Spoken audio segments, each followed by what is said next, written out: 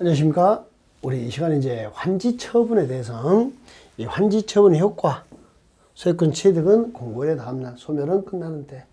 이거 무조건 아셔야 되는 논점인 거 아시죠? 다음 설명 중 환지처분의 설명으로 틀린 것은 되네요. 1번, 시행자는 환지 방식에 따라 개발사업에 관한 공사를 완료할 때는 지체 없이 공고하고 일반에게 공람 14일 이상 공람시키면 되는 거죠.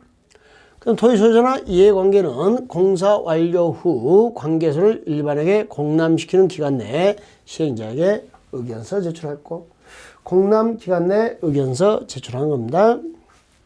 세 번째, 지정권자가 시행자가 아닌 경우 시행자는 지정권자에게 준검사 받고 60일 내 환지 처분 맞죠? 지정권자는 자기가 준공검사권자니까 자기한테 준공검사 받을 일이 아니죠.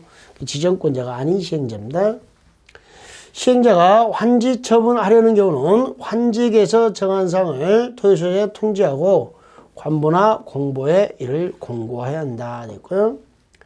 입체 환지 처분을 받은 경우에 종전 토지에 대한 저당권은 환지 처분 공고 있는 날에 다음 날부터, 저당권은 쫓을추, 미칠급, 힘력, 추급력이 있죠. 나를 쫓아와야 되죠. 근데 종전 토지에 그대로 남아버리면 돼요, 안 돼요? 안 되는 거죠. 입체 환지 처분을 받은 경우 종전 토지의 저당권은 환지 처분 공고날에 무슨 날이요? 다음 날. 어디에 존재하냐? 입체 환지에 존재하는 걸로 보는 겁니다. 그럼 여기서 말하는 입체 환지는요, 토지는 공유 지분, 건물의 일부는요, 소유권이 되는 거죠. 여기에 존재한 걸로 보는 거죠. 이 입체환지에. 자, 그래서 다음 중 틀린 것은 이렇게. 입체환지 처분을 받았으면 저당권은 종전 토지에 남으면 안 되고요. 쫓아와서 붙어가야죠. 어디요? 입체환지로 옮겨갑니다. 저당권은 쫓을추, 미칠급, 힘력, 추급력을 가지고 있거든요. 자, 두 번째, 틀린 것은 된대요. 시행자는 환지 방식의 개발사업 공사를 끝낸 때는 지체 없이 공사료 공고를 관보 또는 공보에 해야 한다. 공사 끝나면 공보나 공보에 해야 되는 거고. 두 번째, 공사 완료 공고한 때는 공사 설계서 관련 도면을 며칠 이상 일반에 공람이요. 열람공람 14일. 여러분, 준공검사는 지정권자가 준공검사를 내주거든요. 지정권자한테 준공검사 받거든요. 그러면 지정권자가 아닌 시행자는 그랬죠. 지정권자가 지정권자에게 준공검사 받을 일은 없어요. 국장이 아니고 지정권자의 준공검사인데, 그럼 지정권자가 아닌 시행자는 지정권자에게 준공검사 받은 후에 60일의 환지처분 이렇게 해야겠죠. 완전히 말이 안 되는 문제예요. 환지처분 공고에는 사업비 정산 내역도 포함돼야 되고요. 자, 종전 토지로 본다. 이게 무슨 말이죠? 소유권을 취득한다. 언제요? 환지처분 공고 있는 날에 무슨 날? 다음 날부터 종전 토지로 본다. 이렇게 되는 겁니다. 포함해야 되는 죄송합니다. 종전 토지로 본다, 취득한다. 종전 토지로 본다가 취득한다요. 그래서 틀린 것은 정답이 3번이 문제죠. 지정권자가 아닌 시행자가 지정권자의 준공검사를 받도록 되어 있습니다. 정답은 3번. 지정권자가 국장한테 준공검사는 아예 없는 문장이에요. 이렇게 하시면 되겠고. 다음 중 옳지 않는 건 틀린 거 찾으랍니다. 틀린 거. 도시개발 채권의 소오멸시효 몇 년? 5년. 이자는요? 2년. 이자 2년 이렇게 됐습니다. 원금 5년, 이자 2년. 소오멸시효 하는 거고요.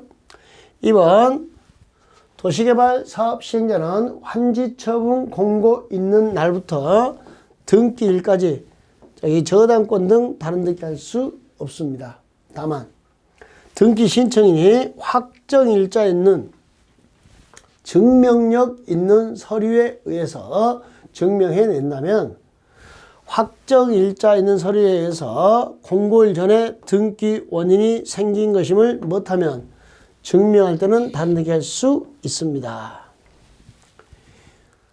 3번 입체 환지 처분을 받으면 자 취득 나왔어요. 취득은 무슨 날이죠? 다음 날이죠. 토지의 건물의 일부와 자 건축물 토지의 공유주분 건물의 일부와 그 토지의 공유주분을 취득한다. 무슨 날? 다음 날. 소멸은 끝나는 때 취득은 무슨 날? 다음 날. 자 4번에 예정지 지정 이후에 시행자는 개발사업에 소요되는 비용을 충당해서 채비지를 일반에게 처분할 수 있다. 사용, 수익, 처분이 모두 가능합니다. 그때 채비지 매수는 등기 마칠 때 소유권을 취득합니다. 청산금은 환지 처분할 때 결정하고요. 다음 날 확정됩니다. 환지 처분하는 때 결정하는데 소유자의 신청, 동의한 환지 부지지정이나 토지 면적을 고려하여 환지 대상에서 제한 토지에 대해서는 청산금을 교부할 때 이를 결정할 수 있습니다. 청산금을 교부할 때를 결정할 수 있다. 이렇게 되어 있는 거. 그래서 정답은 3번 되겠네요. 4번은 자 채비지 아주 좋은 문제죠. 좋은 문제여서 채비지는 경비 충당하는 땅이죠. 보류지 중에서 일부를 채비지로 이렇게 정한 겁니다. 예, 두 번째 시행자는 도시개발 사업에 드는 비용을 충당하기 위해서 채비지 용도로 지정된 예정지를 사용, 수익, 처분할 수 있다. 채비지는 사용, 수익, 처분할 수 있다. 이렇게 됐고요.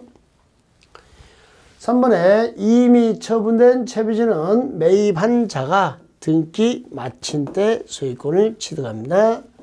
이미 처분된 채비지는 매입한 자가 등기 마친 때 취득하고. 자, 지정권자는 도시개발 사업의 조성 토지 등을 자 사용으로 인하여 사업 시행에 지장이 없는 경우는 준공 전에 사용 허가할 수 있다. 지정권자는 개발 사업의 조성 토지 등의 그 사용으로 인해서 사업에 별 지장이 없대요. 그럼 준공 전에 사용 허가할 수 있습니다. 누구는 제외? 채비지는 제외 이 말이거든요. 그럼 채비지는 준공 전에 사용할 수 있다. 뭐 없이 허가를 받지 않고도 채비지는 경비 충당해야 되니까 준공 전에도 사용할 수 있습니다. 허가받지 아니하고 사용할 수 있습니다. 그리고 원칙적으로 개발 사업으로 조성된 토지는 준공 후 사용이요. 준공 전에 사용하려면 허가를 받아야 돼요. 단 채비지는 준공 전에 허가 없이도 사용할 수 있습니다. 허가받지 않고 사용할 수 없다는 거 틀렸죠? 사용할 수 있다. 이렇게 되고요. 자, 비용 부담의 설명으로 틀린 거 됐네요. 틀린 거. 원칙적으로 시행자가 부담합니다. 이익을 받은 지방자치단체가 비용의 일부, 수익자가 비용의 일부. 이게 우리 수익자 비용 부담, 현저한 이익을 받은 자. 이 수익자 비용 부담은 민법에 뭘 이야기하는 거죠? 부당이득 반환 청구였죠? 그러니까 부당이득 반환 청구였으니까 전부가 아니고 뭐만? 일부만. 다 맞는 문장이죠? 자, 전부 환지 방식으로 개발 사업을 시행할 때 전기시설에 공급받는 자와 지중선로 요청자. 원래 이제 지중선로 요청자가 있으면 지중선로를 설치합시다 그러면 반 땅이에요. 반 땅. 요청하는 자가 공급하는 자가 2분의 1씩 부담했죠. 근데 전부 환지 방식일 때는 사업 시행자가 토지 소유자나 조합이 사업을 해요. 그럼 토지 소유자나 조합은 돈이 있어요? 없어요? 없어요. 그러니까 지중선로 땅 파서 묻자 그러니까요. 전기를 공급하는 자 한전이죠. 한전이 3분의 2를 부담하고 요청하는 우리가 3분의 1을 부담하는 겁니다. 이렇게. 이 문제는 최근에도 한번 기출됐죠. 자, 원칙적으로 지중설로 설치 그러면 반 땅입니다. 2분의 1씩입니다. 전부 한지 방식일 때는 자, 공급하는 자가 3분의 2, 요청하는 자가 3분의 1. 시행자가 행정청인 경우에는 그 비용의 전부를 국가에서 보조하거나 융자할 수 있습니다. 비용 부담은 원칙 시행자 부담합니다. 근데 수익자였으면 수익자에게 비용의 일부, 전부가 아니고 일부만 부담시켜요. 여기 전부 틀린 문장이에요. 부당이 득발하니까 일부만 하는 것이 전부가 안 돼요. 그러니까 전부 환지 방식일 때는 자, 한전이 3분의 2, 요청한 토지 소유자가 3분의 1 부담. 사업 시행자가 행정처이면 국고에서 비용의 전부를 보조하거나 융자할 수 있다. 이렇게 됐네요. 자, 이제 여기까지 해서 도시개발법 정리했습니다. 도시개발법 공부할 때는요, 자, 그냥 무작정 다 버리는 게 아니고요.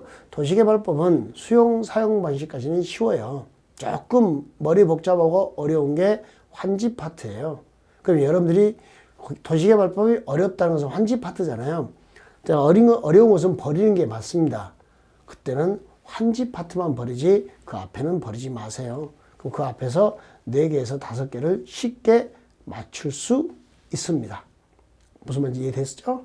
예. 자, 오늘은 여기서 마무리 짓게요. 예. 수고하셨습니다.